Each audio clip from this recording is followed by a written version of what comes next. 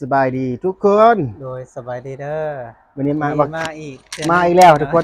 มายังวันนี้ กะมาเอาซองเก่ามาใส่ซองใหม่พี่น้องเอเนาะอง่ายซองเก่ามาใส่โทรศัพท์ใหม่โทรศัพท์เครื่องใหม่เพิ่นนี่ทุกคโดนยครับช่องก็คือเก่าแต่ช่องยังเกาะช่องซองเบาแก้วสะพานบุญอืคือเก่าหั่นล่ะบางแก้วสะพานบุญคือเก่า โดยทุกคนเพิ่นก็คือน้องชายครับพี่น้องเนาะ โดย ทีมงานยูทูบเบอร์ คือเก่าคือเดิมโดยมาหาอืม หาใส่ลมเรื่อยๆพี่น้องเนาะ มาตลอด บ่ได้ปะได้ทิ่มเราดอก อืม แต่ว่ามีปัญหาหยังก็มีแต่เบาแก้วออกมาหาเราตลอดพี่น้องเนาะ แบบคนเชื่อใจหั่นนะพี่น้องเนาะแบบเรา ได้บ่ต้องห่วงเฮ็ดนำเฮาได้คือคนพี่น้องเงิน มีแต่ว่าติดตามซองเบาแก้วสะพานบุญเด้อพี่น้องเด้อเพราะว่าซองรักของเบาแก้วก็กลับมาเป็นปกติแล้ว ปกติแล้วเนาะ มาแล้ว อัปเดตคือเก่าเลยเนาะ แม่น ระบบอัปเดตที่ซื้อบ่เป็นหยังดอกตัว S หายแต่ว่ารายได้ยังได้ขึ้นอยู่หลายช่องก็เป็นวันชื่นนี่ช่องเบาเป้อยู่วันเมืองไทย โดย นะยูทูบเบอร์ฝั่งลาวให้ได้ไปทำงานอยู่ฝั่งไทยก็เป็นคือกันเทพสถานไปกวดเบิ่งก็บ่ได้เป็นหยัง พอดีตกใจ บ่ แฮ ได้ งนี่แหละพี่น้องตกใจ ระบบมันอัปเดต โดยซองเฮามันมีปัญหาเด้แล้วก็ตกใจ เพราะว่ากะเว้ารวมแล้วกะเงินก็อยู่ในหันแล้วพี่น้องเอ้ย อ่า เพราะว่าเฮาเฮ็ดไปกะมันหลายเดือนแล้วก็เงินแน่แล้วก็ซองแน่คันมันเป็นมาแล้วก็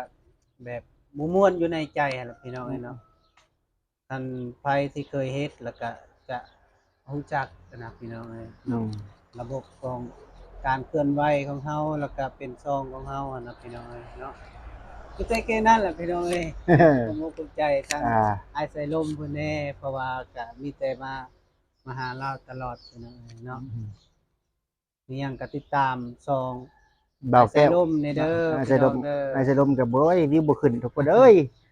วิวบ่ให้เว้าพี่น้องแต่ก็อย่าเฮามักถ่ายนะทุกคนนะ เอ้ยมีแต่ นะว่าแก้วนะ เป็นกำลังใจ แม่ ไป น เลย เอาคนมักถ่ายทุกคนก็เลยถ่ายไปเรื่อยๆคือว่า เออ ตามประชายูทูบเบอร์ YouTube อีช่องไปให้ได้นะพี่น้องเนาะ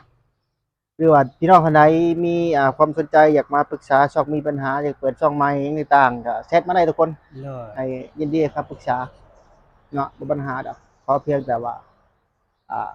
ว่าถือกัดไงซะติดใจแล้วก็โอเคตั้งให้โดดเฮาบ่ปัญหาดูแลให้จะเริ่มต้นจนได้ทำเงินเนาะคือบ่แก้วนี่ก็ดูได้จะเริ่มต้นจนได้ทำเงินนี่ทุกคน เด้อ ช่องเพิ่นเนาะเงินก็ได้รับ เสื้อใจเรา เงินก็ได้รับทุกกีบเนาะบ่ต้องห่วงว่าสิไปใช้เนาะช่วงนั้นจิตน้ำใจก็บ่ปัญหาดอกน้องนุ่งคิดเห็นก็เอาให้ เด้อ นะฮะ ผมบ่ยากเนาะเรื่องนี้นะ บ่ปัญหาเฮาเป็นคนง่ายๆสบายๆอันนะทุกคน โดยผ่านมากกะบ่เคย อ่า มีนู่นนี่นั่นนะพี่น้อง อ่า เนาะมีแต่ว่ามาหาเรากะ โอเค ยินดีให้ครับปรึกษา ได้ ทุกอย่างด้วยความจริงใจเด้อครับทุกคนบ่ต้องห่วงปรึกษาด้วยความจริงใจให้ครับปรึกษาเบิดทุกอย่างบอกเบิดทุกอย่างเท่าที่เฮาฮู้ตามประสบการณ์ตัวจริงที่เคยเฮ็ดกับช่องมาเนาะว่าง่ายๆใช่ปะสำหรับเฮาเองก็ได้บ่ปัญหาดอกเนาะทุกคนว่านี่ก็ไปจัดการช่องให้ซามินเนาะมินอินดี้ที่ช่องเพิ่นเนาะนะหาเงินเลี้ยงลูกเพิ่นก็ได้หยังแล้วก็บ่เป็นหยังพี่น้องสู้ๆเป็นกำลังใจให้นะ โดย นะที่ท่านใดอยากได้ช่องก็มีได้พี่น้องติดต่อมาช่องเปิดสักอะไรผ่านอินบ็อกได้ทุกคนหรือว่าคอมเมนต์ได้ไว้ในไว้ได้นะหรือไปหาเบิ่งในคลิปเก่าๆของมีสิมีช่องทางติดต่อใน WhatsApp ลิงก์ต่างๆมีช่องผ่านช่องต่างๆหลายช่องได้พี่น้องอยากได้ก็อินบ็อกมาอยากได้แบบใดสไตล์ใดก็มีเนาะทีมงานเฮาบางคนนี่แหละเขาประเทศแล้วเขาติดต่อเขาอยากอ่ให้ติดต่อบางทีนะปกติก็มีประมาณ 2-3 ช่องทุกคนได้ตลอด โดยมีหยังกับฝากติดตามไอ้เซรุ่มเพิ่นเด้อพี่น้องเด้อให้วิวเราเฮงๆปังๆต่อไปก็มีแต่ว่าเป้าแก้วคันมีปัญหาหยังก็สิมาหาเรา คือเก่าแล้ว พี่น้องเนาะ คือเก่า แพงคือเก่า อ่า โดยก็อย่าลืมติดตาม ซองเบาแก้วสะพานบุญพี่น้องเนาะตัวนี้เป็นซองใหม่พี่น้ ใหม่บ่ โดยซองให แก้ ม่ วสะพานบุญ เบาแก้วสะพานบุญพี่น้องเนาะก็ฝากติดตามให้แน่ เพิ่น FC เพิ่น เบิดทุกคน อื โดย มเอาสู้ๆบ่แก้วสู้ โดยอิหยังก็สู้ๆไปนํกัน ๆไปนำกันนะ มื้อนี้ก็มีโอกาสดีทุกคนน้องชายมาหาอีกเทื่อนึงเนาะอยู่ที่หอพักของเราคือเก่าคือเดิมมาก็บ่มีหยังหลายดอกมาเกี่ยวกับช่อง YouTube แล้วเพิ่นอยากจะมาเปิดย้ายช่องเพิ่นนิดนึง โดย ย้ายช่องเก่าใช้โทรศัพท์ใหม่ๆเนาะเป็นช่องที่เคยเปิดแต่โดนแหละเนาะ เปิดโดนเติบแล้วพี่ เพิ่ น้ น อง สิ ป เฮ็ ระ ดมาณจักปีเลยอ้าย ปีสองปีก็บ่จักเนาะ 2 ปีมันจะสิผ่าน ก็หาคือกันเฮ็ดได้ถึงตามข้อกำหนดกฎ YouTube ก็ได้คือกันบ่ปัญหาดอก ก็เรียกว่าคันเขาว่ากาย2 ปีขึ้นไปแล้ว ว้า มันจะ ผ่านคือกันเบิดเนาะ ผ่านคือกัน เขาเพียงแต่ว่าได้ผู้ติดตามครบชั่วโมงครบมันก็ผ่านหลายปี5ปี10ปีมันก็ผ่าน แต่ว่าเวลาในการรับชมต้องอยู่ใน1ปี 4,000 ชั่วโมงต้องอยู่ใน1ปีเนาะ โดย กันวิทย์1ปีมันก็ลบออฟถ้าเฮาบ่ผ่านนะ โดย ต้องให้มันได้ 4,000 ภายใน1ปีว่าไงซะไปเนาะ 4,000 ชั่วโมงนะ แต่ว่ามันจะลบออกแล้ว แล้ มั วน ว่า สิดันไหม มันเวลาตัวใหม่ในปีใหม่ให้มันครบอีกนะใน365วันว่าไงซะปีเวลาใน365วัน มีหยังก็ฝากติดตามเด้อพี่น้องเด้อ แม่น ให้มันฮอดบ่ฮอดปีก็ได้นะ เดือนหนึงก็ผ่านหมดแล้ว ช่องมาแก้วไว้ดาวทุกคนเพิ่นนั่นน่ะอยู่เด้ เอ้ย นะเพิ่นนั่นดีอยู่ โดยพากันดันเด้อพ่อแม่พี่น้องว่าสุขทุกคน มีหยังก็พากันดัน ไปหา ให้กำลังใจ บอลลี่ แก้ว ให้บอลลี่แชร์ให้ก็ได้เรียกแล้วแหละท่าน เออ จริงๆแหละ โดย นะ โดยตอนนี้ก็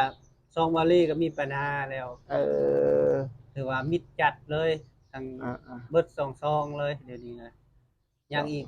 มีแต่ยังเรือ2-3ห้องของเราพอยุรินั่นแหละพี่ เอ น้องเอ้ย อ เพิ่นหากาตั้งประมาณ3เดือนนี่แหละยังบ่ฮอดประมาณเดือนกว่าๆเนี่ยแต่ว่าผ่านไวพี่น้องเนาะ แม่นเพิ่นดี โดย เป็นคนดัง ดีเป็นคนดังแน่ครับอะไรพี่น้องเอ้ยเนาะมีแต่ว่าเขาแก้วก็ฝากติดตามในเด้อพี่น้องเอ้ยเนาะกับซองอายไซลมก็ฝากดันให้แน่ เนาะ เดี๋ยวนี้ได้เดือนนี้ได้จักเรียนเนี่ยอ้าย 40ปลาย 40ปลายเรียน เฮ้ โดย ช่องหนึ่งอ่ะ69มี2ช่อง 69โดย ของไอ้เซนคนละอันบ่ได้รวมกันเลยแยกแล้วมันก็บ่ได้คือเก่าเงิน โดย เอาแยกไอ้เซนทุกคน2ช่อง2เอสเซนได้เฮ็ดได้ โดย แต่ประมาณชื่อเดียว2ชื่อเอาทุกคน ใช้เส้นเดียวก็ได้บ่ ได้คือกันแต่ว่าเขาจะแยกย้อนว่าบ่อยากให้ช่องมีปัญหาภายหลังกรณีคือบริสิได้เนาะมันสมมุติว่าช่องมีปัญหาช่องมันสิเป็นเบิดได้ แม่น เป็นเบิด แล้วนะพอดีปุ๊บซองใหญ่นะบัดนี้ อืม ซองสำห้องมาแล้วก็ปิดอีกกันนะระยะเดือนห มัน ง เกี่ยวข้องกันแล้วมัน มัน ช่อง เกี่ยว ช่องที่เจ้าของเป็นหมด เนาะ กับช่องมีปัญหานะพยายามหนึ่งล่ะพยายามสิตั้งช่องใหม่กรณีช่องมีปัญหาสิตั้งช่องใหม่ต้องบ่ใช้ข้อมูลอันเก่าบ่ใช้โทรศัพท์หน่วยเก่าต้องหน่วยใหม่ไปเลย กันใช้หน่วย หน่วยเก่ามันก็ฮู้ว่าช่องมันเคยใช้กับช่องนี้จะมีปัญหาอะไรผิดอีกคือเขา ปิดบ่สมมุติว่า เออ ดึงแบบนี้นะ เออ เอ้า เน็ตคือกันเน็ตนี่คือกันสิว่าเน็ตมีปัญหาก็คือกันเน็ตคือกันเล่นแต่เล่นนับแต่เน็ตพี่เนาะนับแต่เน็ตนับแต่บัตรประจำตัวข้อมูลต่างๆเบอร์โทร เนาะ เนาะแต่มันอันเดียวกันแล้วมีการเชื่อมต่ออันเดียวกันแล้วมันฮู้ว่ามันติดหมดลามกันไปขนาดคนละอันกันนี่คือเคยพ่วงนํกันนี่สมมุติช่องหมู่เจ้าอยากเอาพ่วงกันนี่มันก็ปิดแล้วสมมุติช่องมีปัญหาช่องหลักมีปัญหาช่องที่เคยพ่วงเจ้ามันก็ปิด เนาะ ได้ คันซั่น ได้ บ่แก้วสิบ่ซื้อหน่วยใหม่อีกบ่พี่น้อง คันอยากได้กันครั้งกระแทกกันได้ไหม เด้อ แต่บ่ปัญหาดอกเจ้าก็พยายามให้มีปัญหาแล้วกันเนาะ เด้อ มีแต่สิพยายามหาเงินพี่น้องเนาะสิซื้ออีกหน่วยใหม่พี่น้อง ช่องที่เกี่ยวข้องคือเขาว่าบางคนเด้ก็มีคือกันคือไอ้ว่าบางคนที่ว่าเคยพ่วงน้ำหมู่ช่องหมู่พอมีปัญหาซะสิเนาะพวกเอเซนนี่นะมันก็ปิดแล้วช่องเพิ่น อืม อันนั้นได้พวกเอเซนนี่สำคัญพยายามใช้คนละเบอร์คนละเอเซนคนละชื่อรถคันที่เฮ็ดช่อง โด นะ ยต้องได้เปิดอันบัตรประจำตัวใหม่ จำโตคือเจ้าเฮ็ดช่องใหม่ก็ใช้ของเมียก็บ่ปัญหาดอก ใช้ของเมียเอา โดยเมียก็ยังบ่ทันมี เนาะ บัตรพนักงานมันบ่ได้เนาะ บ่ได้ต้องบัตรประจำตัวต่อไป โดย นั่นนะก่อนมาเรื่องของเรื่องเกี่ยวกับ YouTube ชั่วโมงนี้มันกดจากแรงไปเนาะบางทีก็ AI กดสอบนั่นระบบบ่แม่นคนกดสอบเนาะเวลาเฮามันเป็นหาก็อุทธรณ์ไป ให้คนกดสอบจังซี่สิกดสอบมันคืน ระบบ AI มัน AI กดสอบมันก็อาจสิผิดมันก็สิผิดพลาดแน่บางทีนะบางครั้งบางครั้งบางคราวคือช่องมีปัญหาเคยเว้านะสมมุติว่าเฮามีปัญหาช่องหลักมีปัญหาเฮาต้องแก้ให้มันได้ช่องก่อนเป็นแบบหยังเป็นย้อนหยังแก้ให้ได้ให้ตั้งช่องใหม่ได้ น้อย ถ้าเฮาแก้บ่ได้ช่องหลักบ่ได้เขาตั้งช่องใหม่คือเก่าถ้าเฮาสิใส่ข้อมูลเก่าไปเปิดช่องนะในนั้นใดมันก็เคยมีบทเรียนหลายช่องหลายคนที่เคยมาแชร์ประสบการณ์ให้กันฟังนะแบบนั้นเนาะทุกคนเนาะ น้อย เกี่ยวกับช่อง YouTube ได้มีปัญหาก็พยายามแก้ให้มันได้ก่อนทุกคนเนาะเกี่ยวกับ YouTube ประมาณนั้นเด้ทุกคนละเอียดขนาดใดบทศึกษาคักๆ น้อย ต้องศึกษาละเอียดต้องศึกษาให้มันคัก เนาะ ๆเออ มันระบบ AI เนาะมัน เออ จำกัดนี่พี่น้อยเนาะการถ่ายเล็กน้อยลายก็มัน มันผิด ผิด ชุม ค ชน นชุมชนอีกพี่น้องเอ้ยเนาะ ยาก เทื่ นะ อใดๆยากแฮงดี เออ มีหยังก็มีแต่คอยเฮ็ดคอยฝึกคอยไปพี่น้องเอ้ยเนาะมีแต่ว่าคอยดูแลแบบบ่ให้มีปัญหานะพี่น้องเอ้ยเนาะ แม่น คันว่ามันมีปัญหาแล้วก็อยากอยู่บ่ได้พี่น้องเอ้ย อ่า เฮาเคยมีการรายได้จาก YouTube มาแล้วก็คันถ้าว่ามันมีปัญหาอันว่าเฮาอยู่บ่ม่วนพี่น้องเอ้ยเนาะอยู่บ่ม่วน1 2บาทแล้วก็สิไปถ่ายคลิปก็ถ่ายบ่เป็นพี่น้องเอ้ยเพราะว่าเฮาลงใส่ซองก็บ่ได้อะนะ อ่า ในเมื่อมันปิดอะนะมันติดแดงติดลิขสิทธิ์อีหยังนะพี่น้องเอ้ยเนาะ แม่น อ่าในเมื่อจังซั่นก็โอ้ยมีแต่ว่าพยายามพี่น้องเนาะมีแต่สู้ๆเอาก่อนอื่นก็ขอบอกขอบใจเด้อทางไอไซลมที่ว่าดูแลเบาแก้ว โอ มา เค เรื่อยๆมาซัปพอร์ตแล้วก็คอยเจ้าอยู่ดีมีแฮงสุขภาพแข็งแรงอย่าเจ็บอย่าจนอย่าขาดอย่าสน โชคมาร่ำรวยเมื่อสุขผู้สุขคนแล้วก็ให้ไอไซลม ยัง ข อยู่ อ หู จ ฟั ง ง มีอายุมันคนยืนตลอดปีตลอดไปโดย เลยขอบใจหลายบ๊ายบายสำหรับคลิปนี้ก็สิทำมีก่อนทุกคนเนาะบ่มีหยังหลายสำหรับเราเองกับบางแก้วมันสิความลาพระเจ้าพี่น้องตอนนี้ในคลิปของเฮาได้เพียงเนาะพบกันใหม่คลิปหน้าพี่น้องบ๊ายบาย บาย สบายดีบ๊ายบายทุกคน